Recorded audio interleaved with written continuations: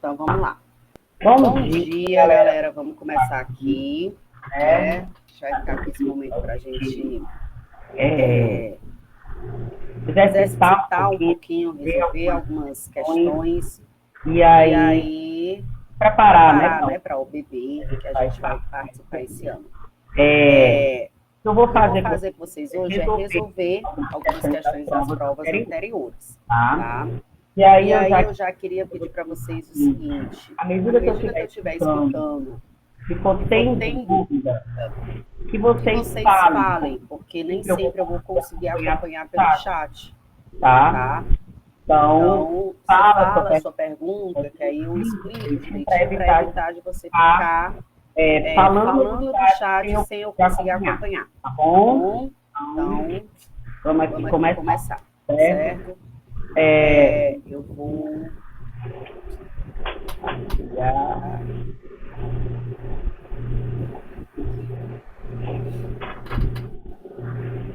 Pronto. Galera, vocês estão vendo a apresentação? Ok. Sim. Pronto. Aqui meus amigos, temos a prova da OBB, certo? De 2019. Então, o que é que acontece? No geral, a OBB ela sempre tem um tema. Nos anos anteriores, a temática principal foi doenças negligenciadas. Isso não quer dizer necessariamente que todas as questões vão ser desta temática. Então, a gente vai ter algumas questões envolvendo essa temática, mas questões de temas à parte. Desde que estejam dentro daquele cronograma que eu disponibilizei para vocês, né? O programa programático da prova, na verdade. E esse ano, curiosamente, não temos um tema. Então acredito eu que a prova ela vai estar mais diversificada em relação às questões, não só focada em doenças. Tá? E aí a gente vai resolver algumas questões dessa prova. E à medida que vocês forem tendo dúvida, vamos falando, né, para poder não ficar sem acompanhar. Tá dando para ler ou quer que aumente mais o tamanho do texto?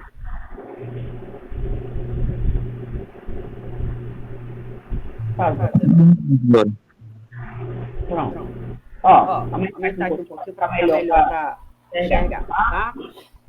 Uma coisa que é muito comum nas provas do Butantan, né, da OBB, na verdade, é que eles têm o hábito de colocar um texto que vai servir de suporte para algumas questões. Tá? Então, aqui ele coloca o seguinte, ó. Instituto Butantan lança site com informações e orientações sobre o coronavírus. A plataforma traz imagens e vídeos com informações sobre o Covid-19. Como o vírus foi denominado pela Organização Mundial de Saúde, prevenção da doença, além de disponibilizar artigos científicos, e faz um FAQ com as principais dúvidas sobre o assunto. Então, esse texto, ele fala, né, do Covid. Então, é um texto sobre vírus. E aí, vamos lá. O que é que a gente lembra sobre vírus, galera? Quando eu falo de vírus, eu estou falando não de uma célula. Né? Por quê? Porque a gente vê que o vírus ele não tem uma estrutura celular. Isso aí fica claro, né? O vírus é a célula. O vírus também. Ai, que chato. Meu do céu. Mas tem que fumar, né? Então, o vírus ele não tem estrutura celular. O vírus ele não tem metabolismo próprio. E o vírus ele também não tem reatividade fora da célula. Então, vamos lá. Se eu falo que o vírus não tem estrutura celular, quer dizer que ele não tem membrana plasmática. Quer dizer que ele não tem organelas citoplasmáticas. Quer dizer que ele não tem carioteca, ele não tem núcleo, ele não tem nada que a estrutura celular tenha. Na verdade, o que é que o vírus tem? O vírus tem um material genético, que no caso esse material genético ele pode ser formado a partir do DNA ou formado a partir do RNA. Certo? Lembrando que a gente tem uma única exceção, que é o citomegalovírus, que apresenta ambos os materiais genéticos. Nos demais vírus, ou ele vai ser um adenovírus, que é o vírus de DNA, ou ele vai ser um ribovírus ou retrovírus, que são os vírus de RNA. Ok? Então, mais uma vez, o vírus é uma estrutura acelular. O vírus ele não tem estrutura celular. O vírus não tem metabolismo próprio. Porque ele não tem as organelas citoplasmáticas, ele também não tem a capacidade de manter o seu metabolismo. Certo? Tranquilo até aqui? Dúvida? Pergunta? Oi? Alguém? Tranquilo. Pronto. Aí, ó, o que é que ele vem colocar aqui na questão? Coloca o seguinte. O Covid-19 é uma nova variante do coronavírus descoberta em 2019. Pode-se afirmar que a característica desse vírus é. Então, o que é que a gente precisa lembrar? Ele é celular. Se ele não tem célula, ele não tem qualquer organela citoplasmática. Se ele não tem as organelas citoplasmáticas, ele não tem metabolismo. Sem metabolismo, ele não tem reatividade. Então, o que é que você vai procurar? Uma característica que seja do vírus. Quando eu falo que ele tem ribossomo CDS, ribossomo, galera, não é uma organela celular? Sim ou não? Sim. Se ribossomo é uma organela, o vírus não tem. Pronto. Que ele é procarionte. Procarionte é uma denominação dada à célula. Vírus não tem célula. Tá? O item C, vamos lá. Vamos por item E. Alta resistência fora do hospedeiro. Não. Lembrem-se que o vírus, ele passa um determinado tempo fora do hospedeiro, onde ele se mantém viável. Não é o caso do Covid. Lembrem-se que a gente tinha que ter aqueles cuidados, porque o vírus ele podia ficar algumas horas ainda ativo, né? Nessa janela dele passar de um hospedeiro para outro. O vírus ele não tem uma resistência de dias, meses ou anos fora da célula. Aí nós ficamos com duas opções que seriam viáveis. O item C, que ele coloca DNA como material genético, que é uma possibilidade, uma vez que o vírus ele só tem um dos dois, e o item D não possui metabolismo próprio. Débora, confesso que embora eu tenha vivido essa pandemia, eu não me lembro se o Covid é um vírus de DNA ou um vírus de RNA. Como é que eu faço para tirar essa dúvida? Galera, numa questão dessa, se você não se lembra que o Covid é um vírus de RNA, o que é que você vai fazer? Você vai observar as duas opções. O item C, ele pode estar certo ou pode estar errado, porque também tem a opção do vírus ser um vírus de RNA, correto?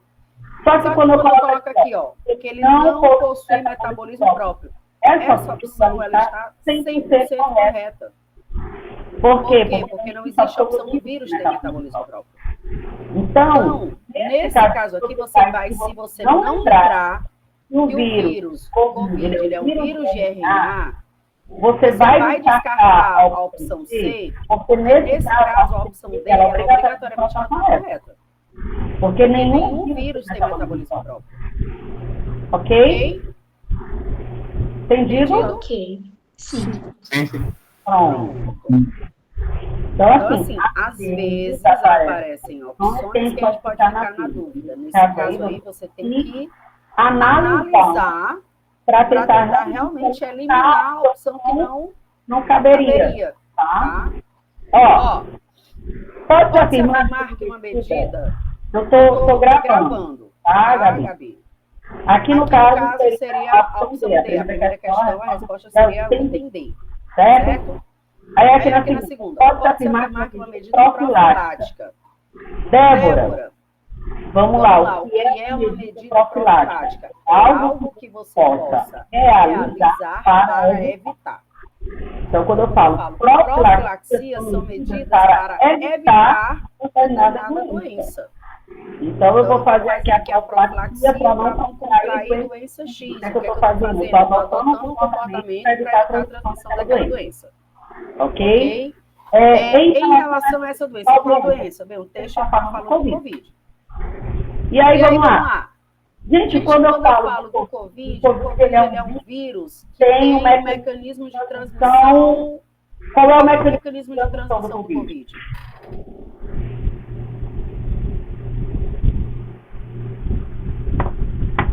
Nada?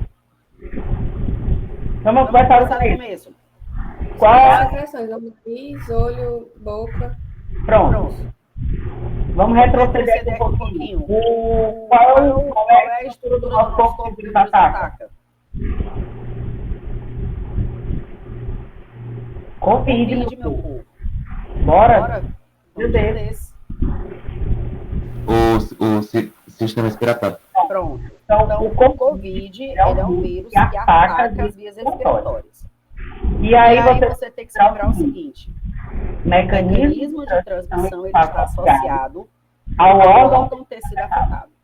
Então, assim, se eu tenho um vírus que está na minha corrente sanguínea, a única forma que eu tenho de transmissão é a partir do contato direto com o sangue do hospedeiro, né? Transfusão sanguínea, material perfeito cortante. Então, eu tenho o sangue do hospedeiro, o vírus, tem que entrar em contato com o meu sangue, tem que cair na minha corrente sanguínea. Ou a partir de substâncias produzidas pelo plasma sanguíneo, a partir do plasma sanguíneo. Né? Como é o caso do sêmen, o leite materno da mulher. Então, assim, você tem que entender onde o vírus está para perceber que ele vai ser transmitido. Então, vamos lá. Se eu estou falando de vírus respiratório, a forma de transmissão vai ser pelas minhas vias respiratórias. Então, a minha respiração, meu espirro, minha tosse, vai liberar secreções, e nessa secreção eu vou ter o vírus. Certo? Então, o vírus é transmitido pelas vias aéreas. Tá? Então, se eu tenho que criar um mecanismo para evitar isso, eu tenho que fazer o quê? Tentar evitar contato com as secreções liberadas durante a respiração. Certo? Então, uso de máscara para tentar filtrar o ar, bloqueando a passagem do vírus, né? Eu também preciso lembrar que no momento que o vírus patógeno ele é liberado pelas vias respiratórias, pelas secreções que eu libero pelo nariz, pela boca, eu preciso lembrar que essas secreções elas entram muito em contato com as minhas mãos. Eu vou aqui falar, vou tossir, vou botar a mão. Então, eu vou acabar transferindo o vírus para a minha mão e os locais onde eu tocar vão ficar também contaminados pelo vírus. Certo? Então, cuidado com as mãos também. Tá? Exatamente, João. Por isso que existe a orientação do uso do álcool em gel para esterilizar a mão, para tentar limpar a mão, para evitar justamente isso, que a nossa mão tornar mecanismo de transmissão, difusão do vírus. Tá? Aí, quando ele coloca aqui, ó, uso de antibiótico. Galera, antibiótico é um medicamento que é desenvolvido para matar células de parasitas. E o mecanismo de ação desse antibiótico vai ser, muitas vezes, através da destruição da parede celular. Só que vamos lá. Vírus não tem célula. Como é que vírus vai ter parede celular? Tem como? Existe? Não. Também o antibiótico ele pode atuar na síntese de proteínas. Certo? Se eu estou atuando, bloqueando a síntese de proteínas, né? No caso da célula, do organismo, o que é que vai acontecer? eu vou atuar no ribossomo. Vírus tem ribossomo? Não tem. Então, o antibiótico, ele não é voltado para o combate ao vírus. Débora, mas assim, não teve Covid que ele precisou tomar um antibiótico. O antibiótico ele vai para tentar proteger o corpo, porque uma vez que você está com infecção viral, nas vias respiratórias, o teu corpo vai ficar sensível, porque o teu sistema imunológico vai estar voltado ao combate àquela virose. Então, o teu corpo ele fica exposto a outros parasitas, a outros patógenos que vão aproveitar a oportunidade. Então, quando você toma o antibiótico, na verdade, o que você está fazendo é tentando evitar as infecções oportunistas que venham a ser causadas por bactérias que vão se aproveitar dessa vulnerabilidade para atacar também as suas vias respiratórias. Beleza? Ficou claro isso aí? Sim. Pronto. Sim. Aí nós vamos ter também o seguinte, ó. Deixa eu só fazer. Queria ver como é que eu faço. Pronto. Melhorou. Aí, ó. Outra coisa que você vai ver. Uso de medicamentos antigripais. Pessoal, quando eu falo profilaxia, eu estou falando como evitar. Medicamento, ele vai tratar. Então, isso aí já é uma medida de tratamento, não uma medida profilática. Ok?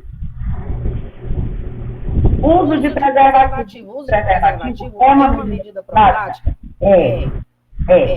Certo? Só que para doenças que são transmitidas através do sêmen. Não houve comprovação de que o Covid pudesse ser transmitido pelo sêmen, ou seja, uma relação sexual.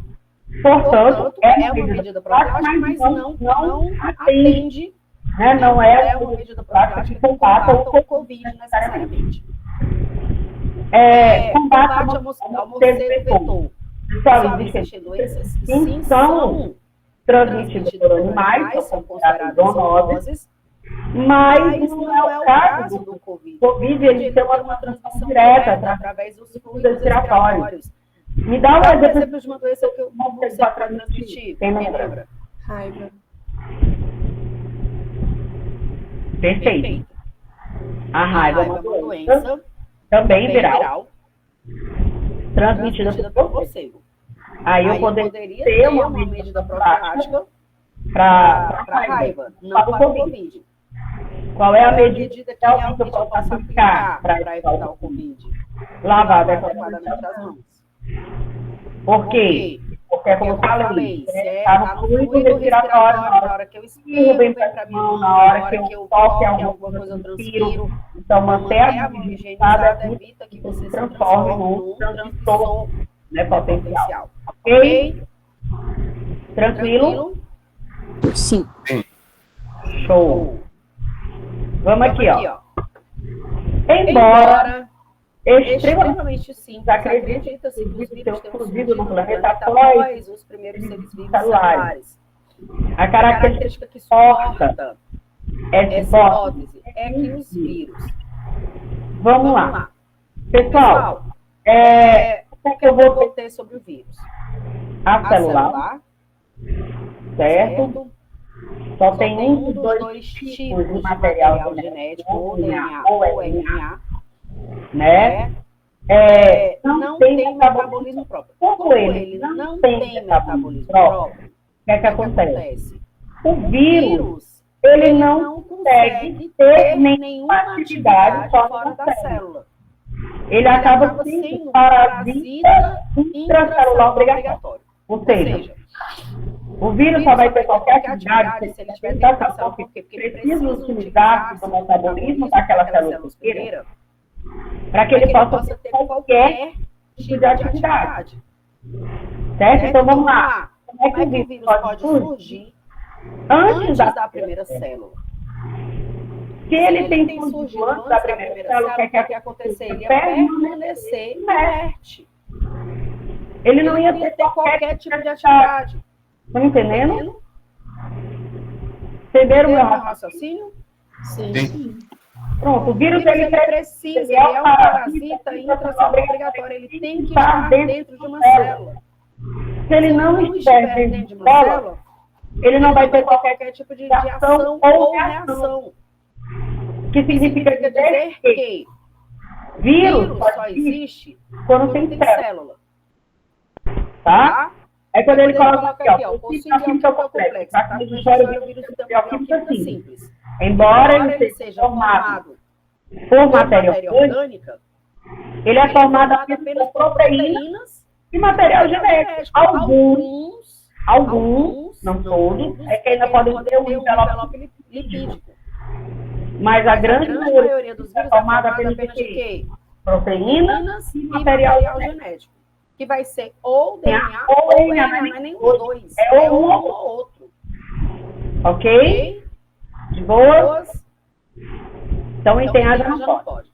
Mineralizam fora do seu hospedeiro. Gente, como é que uma substância que é orgânica vai se transformar numa substância inorgânica? Bioquímica é a composição química da matéria viva. Pronto. Ó, entenderam porque também não pode ser o ITB? Não pode transformar uma substância que é orgânica numa substância inorgânica. Tá? Não sofre processos evolutivos. O vírus, ele tem... Ixi, espera. Já sei. Deu certo? Será? Tá dando eco mais não, tá? Não. Só fazer o seguinte. Esse negócio de ficar no celular. E também no... Pronto, agora acho que deu certo. Ficar no celular e ficar também no computador dá esses probleminhas. Mas vamos aqui, ó.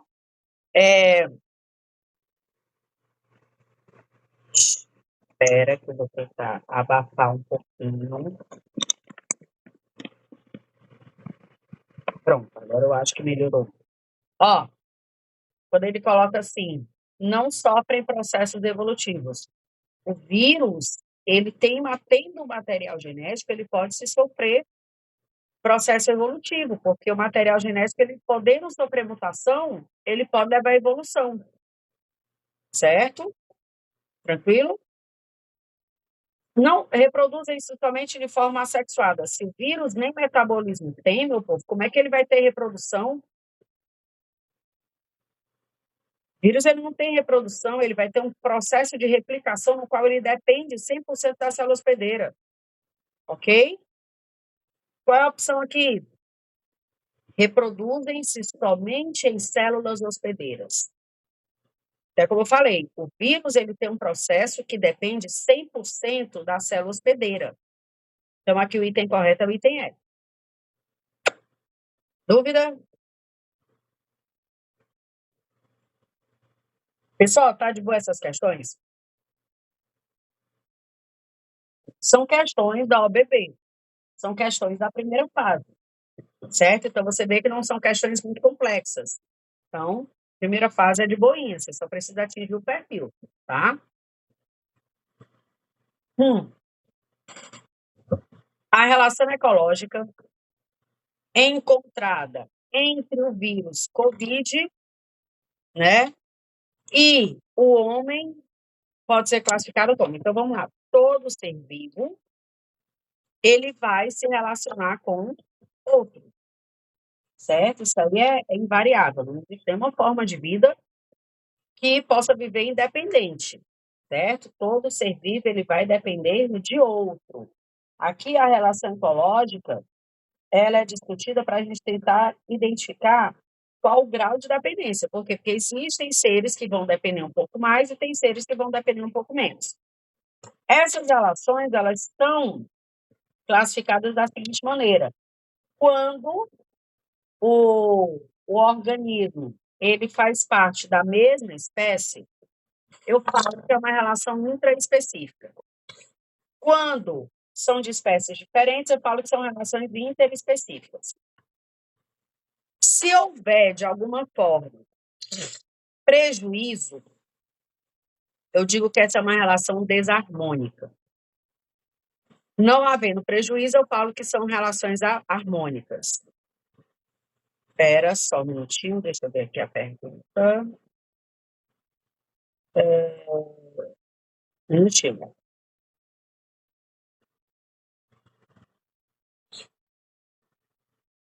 Hugo, as bactérias anaeróbias, elas são fermentadoras, ou seja, elas vão pegar o nutriente e transformar em energia sem utilizar o oxigênio, tá? Só que tem um detalhe, ela precisa do nutriente. E boa parte dessas bactérias anaeróbias, elas são decompositoras, ou seja, elas pegam a matéria morta e decompõem, certo? Só um minuto, Bia. E aí, o que é que acontece? Se eu vou decompor uma matéria morta, significa dizer que eu preciso daquele ser vivo que morreu. Porque se eu não tivesse ser vivo para morrer, eu não vou ter o que decompor. Deu para entender? Certo? Então, todo ser vivo, ele depende. Até a planta que faz fotossíntese depende, porque a planta ela precisa do nitrato. E o nitrato ele vai ser disponibilizado no solo pela bactéria. Então, todo ser vivo depende de outro. Bia, o que eu estava falando antes era o seguinte, que as relações, elas vão ser definidas a partir do momento que eu analiso quem participa e começa a relação. Se quem participa é tudo da mesma população, ou seja, é da mesma espécie, eu falo que é uma relação intraespecífica. Beleza? Se essa relação é uma relação que envolve indivíduos de espécies diferentes, eu falo que ela é interespecífica. Então, quando é da mesma espécie, é intra. Quando é de espécie diferente, é inter. Se todo mundo que está na relação está de boa e sem ter prejuízo, aí eu falo que é uma relação harmônica. Então, um exemplo que eu gosto de dar. Imagine que você é uma aluna que é excelente em biologia e eu sou excelente em matemática. Eu resolvo te ensinar matemática, você vai me ensinar biologia. Então, nessa relação, as duas estão se beneficiando. Uma relação harmônica.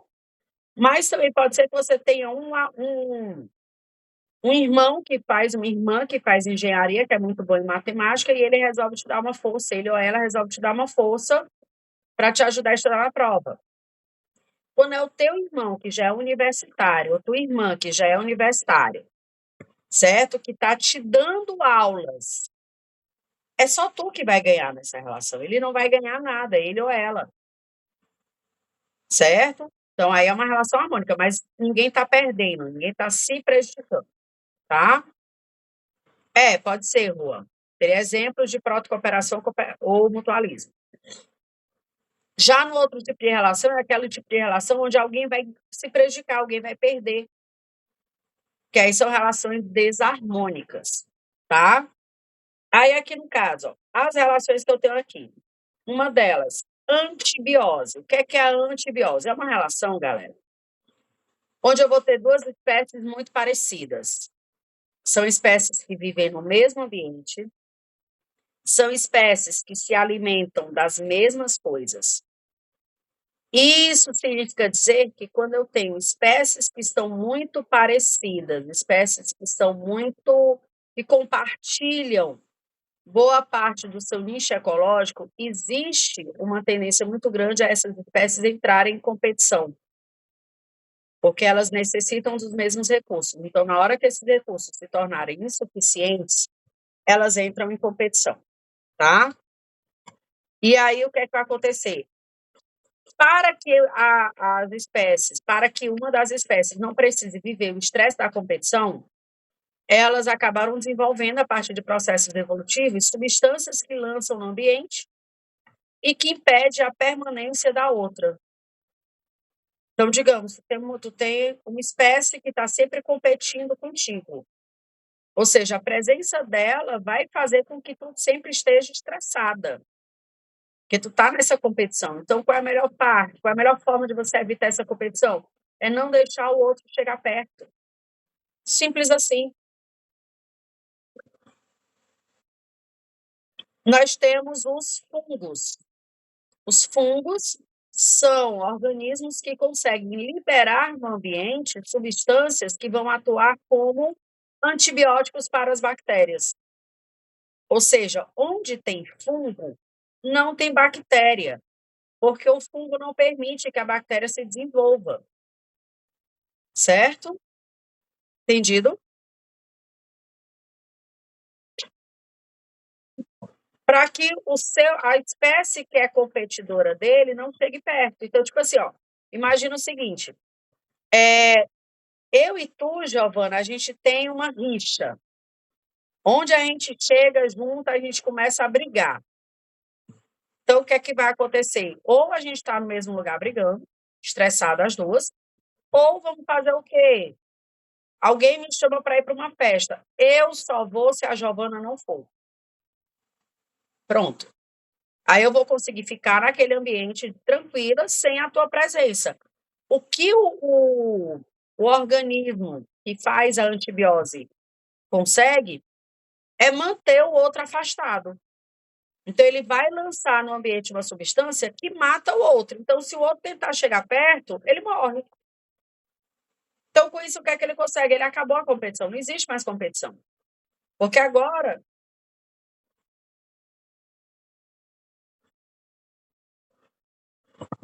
Não, na verdade, alguns organismos fazem isso. Algas fazem isso. O fungo faz com a bactéria faz com o fungo. Né? A mangueira, o pé de manga, faz isso. Se você prestar atenção, a mangueira ela tem uma coisa que é interessante. Toda hora na mangueira está caindo folha. Vocês se ligam nisso? Pode ser de manhã, pode ser de tarde, pode ser de noite. A hora que for, a folha da mangueira cai. E é o ano todo. Então, assim, se você tem uma mangueira na sua casa, você vai perceber que está sempre embaixo dela cheio de folha. Por quê? A folha da mangueira, quando se decompõe no solo, libera uma substância que não deixa nenhuma planta crescer embaixo dela.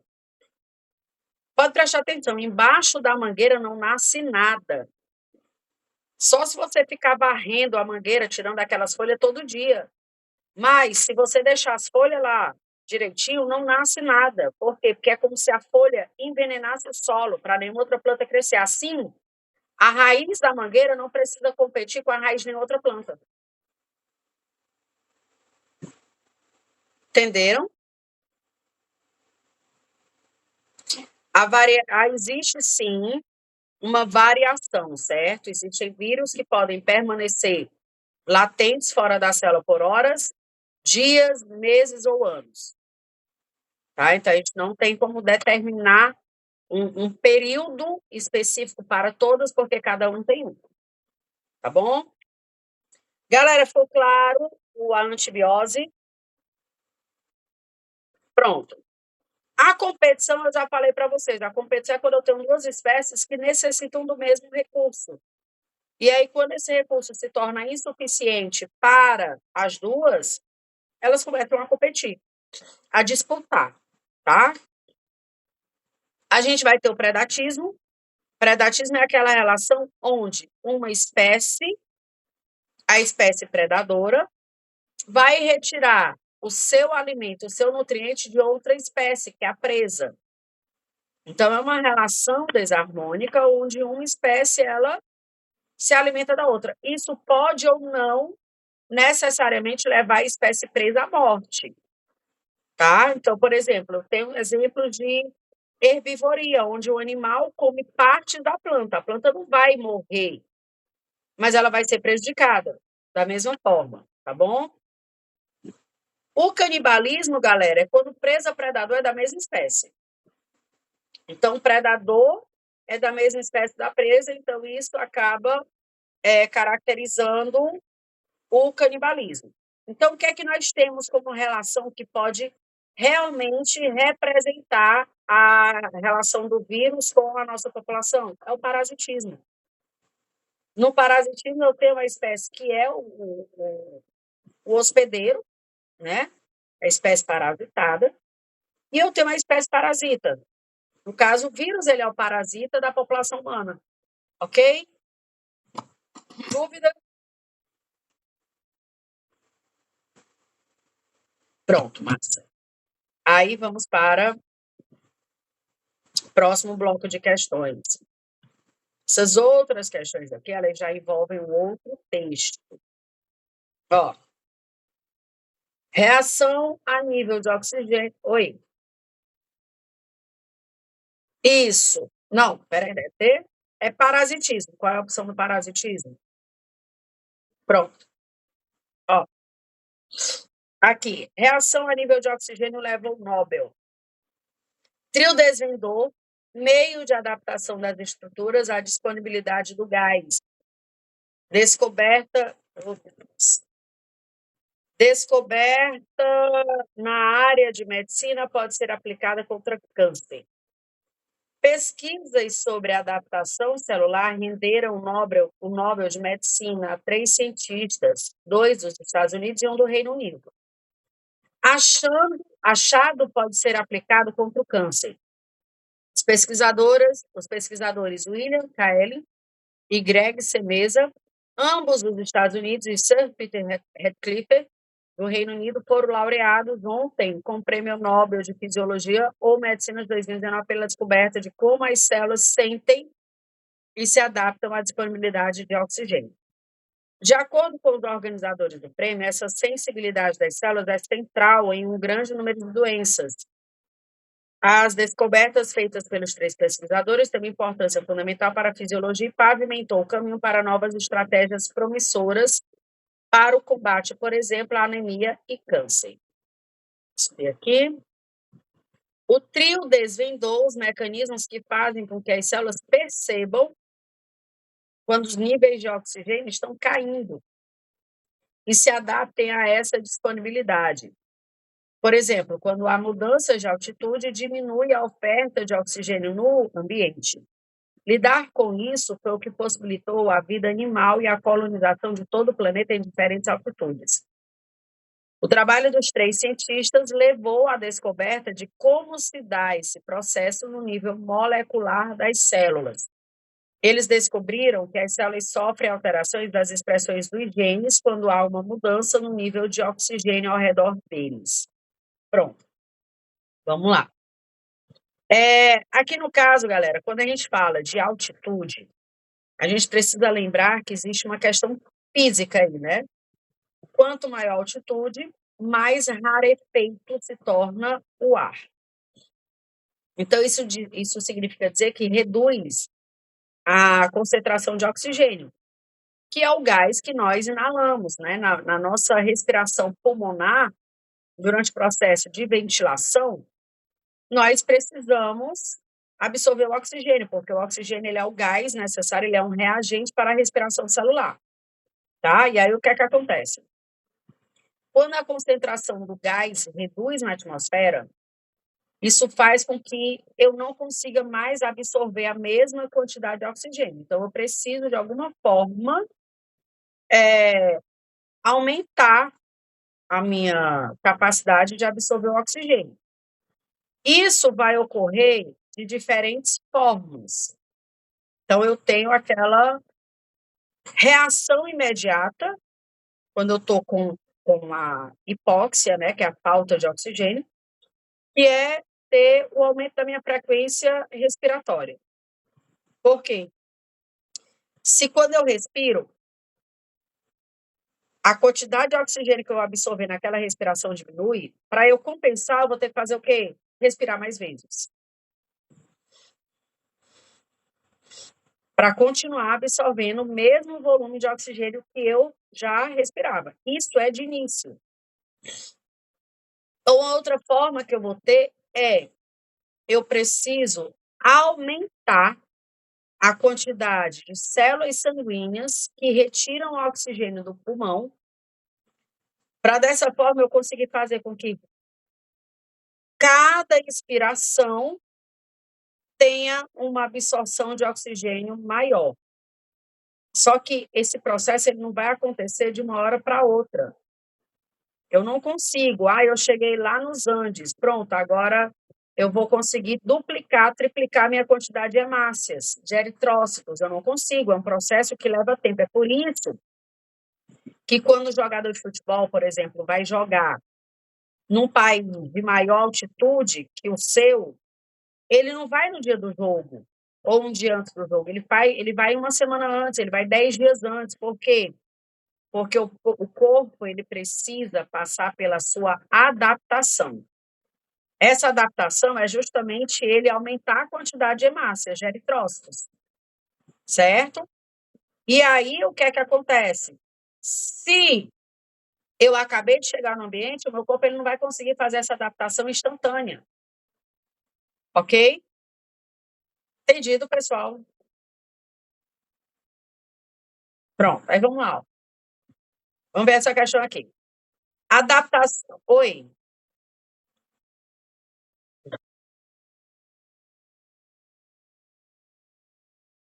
Isso. Ó, adaptações da hipóxia, falta de oxigênio, podem ser fisiológicas ou mesmo comportamentais.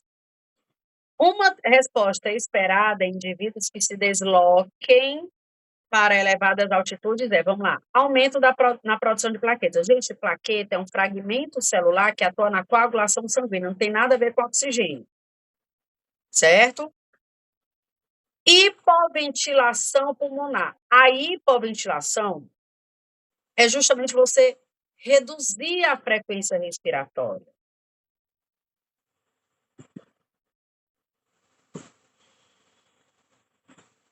É você pegar a tua respiração e fazer ela ficar, ó, bem fraca. A hipoventilação é o que acontece quando você está sonolento. Aí você reduz. Se ele tivesse falado a hiperventilação, estaria certo. Que é como eu falei, logo que eu chego, eu vou hiperventilar para conseguir compensar aquele oxigênio que eu não estou conseguindo absorver. Então, hipoventilação é reduzir, hiperventilação é aumentar. Beleza? Só que tem um detalhe, ó. Quando eu aumento a minha frequência respiratória, eu preciso também aumentar a minha frequência cardio. Por quê? Se eu vou elevar a minha frequência respiratória, eu tenho que fazer com que mais sangue circule no meu pulmão. Então, pulmão hiperventilou, coração aumentou sua frequência. Então, o coração ele entra em taquicardia. Ele vai aumentar a frequência dele. Aí, no ITC, ele fala braquicardia. Braquicardia é a redução do batimento cardíaco. Não é o que eu preciso. Ok?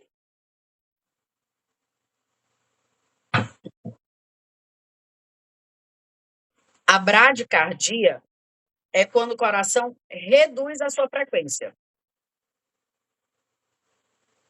Certo? Era ataque.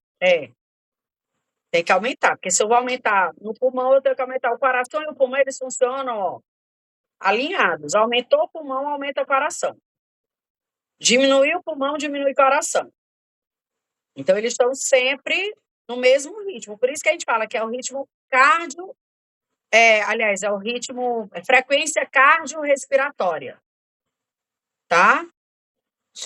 Aí, ó, diminuição da produção de eritropoetina. Vamos. Pronto, a hipo é quando você tem uma redução da frequência respiratória. Tá? Então, nós temos um ritmo respiratório. Quantas respirações, quantas inspirações você faz no minuto? Quando você está num ambiente rarefeito, a tendência, ou em atividade física, a tendência é que você aumente o número de inspirações. Você vai respirar mais rápido, porque você precisa fornecer mais oxigênio, você precisa respirar mais para conseguir o mesmo oxigênio. Então, preste atenção, quando você está em repouso, você respira numa velocidade, numa frequência bonitinha. Quando você começa a fazer um exercício, você respira mais rápido, porque teu corpo, naquele momento, está precisando de mais oxigênio, certo? E a hipoventilação é quando você reduz. Então, tipo, quando você está em repouso, quando você está sonolento, qual é a tendência? É que você respire menos. Porque teu corpo ele não está em atividade, certo? Então, vai haver a hipoventilação, certo? E aqui, galera, nesse item D, diminuição da produção da eritropoietina, vamos lá. A eritropoietina é um hormônio, certo? Esse hormônio ele tem como papel controlar a produção das nossas hemácias ou eritrócitos. Hemácia e eritrócito é a mesma coisa, são nomes sinônimos, tá? Aí, galera, o que é que acontece? Ó? Se eu estou no ambiente que eu preciso de mais hemácias, de mais eritrócitos, eu vou diminuir o hormônio que faz ser produzida essa célula. Tem sentido isso? Não. Então, eu vou fazer o quê? Eu teria que aumentar a eritropoietina, certo? A eritropoietina, quanto mais eritropoietina, mais eritrócitos, mais hemácias. Tanto que, no passado, a eritropoietina era usada no doping. Sabe o atleta que quer melhorar o seu desempenho? O teu desempenho esportivo está diretamente relacionado à quantidade de eritrócitos que tu tem, porque quanto mais oxigênio tu conseguir fornecer para o teu corpo, certo? Mais energia tu vai conseguir produzir para a tua atividade física. Então, se eu aumento a eritropoietina, eu aumento o eritrócito e eu aumento o fornecimento de oxigênio, tá? Então, a gente consegue, no caso, os atletas, eles faziam, né, esse truque para melhorar o desempenho deles. É o chamado doping, tá? E aí, no item E, o que é que nós temos? Aumento na produção de eritrócitos. Se eu quero aumentar circulação de oxigênio, eu tenho que aumentar glóbulos vermelhos, hemácias ou eritrócitos. Quando eu falo glóbulo vermelho, quando eu falo hemácia, quando eu falo eritrócito, eu estou falando da mesma coisa. Beleza?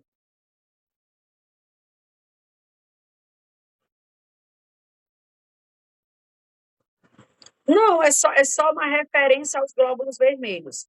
É porque glóbulo vermelho, a palavra, o termo, né, glóbulo vermelho, ele vai ser uma referência a uma célula sanguínea, que tem também números sinônimos. Então, você vai ter também o glóbulo vermelho, também é chamado de eritrócito, e aí o hormônio que faz com que ele seja produzido é chamado de eritropoietina. Tá? E aí eu também posso chamar de hemácia. É porque a galera não sabe colocar um nome só para facilitar a nossa vida, não. Tem que estar inventando 7, 8, 10, né? É para dificultar. Certo? Podemos passar para a próxima? Ixi, galera, essa chamada aqui ela vai terminar em 3 minutos. Deixa eu fazer logo o seguinte, eu vou criar logo outro link aqui para colocar para você. Como é que eu faço? Sim. Espera. Eu vou colocar logo outro link para, quando terminar essa aqui, a gente entrar na seguinte, tá?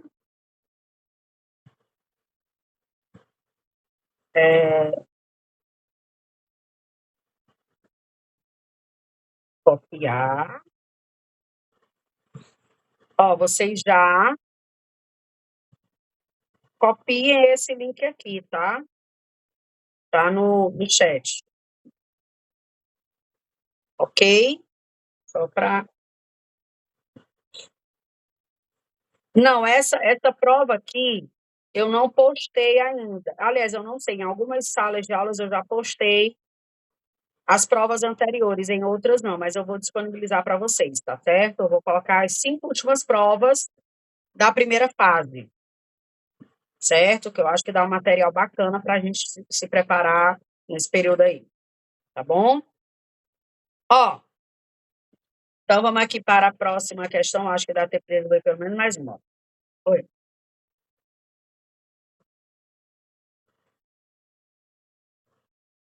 É, aham.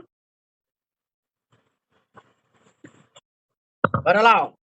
Eles descobriram que as células sofrem alterações nas expressões dos genes quando há uma mudança no nível de oxigênio ao redor deles.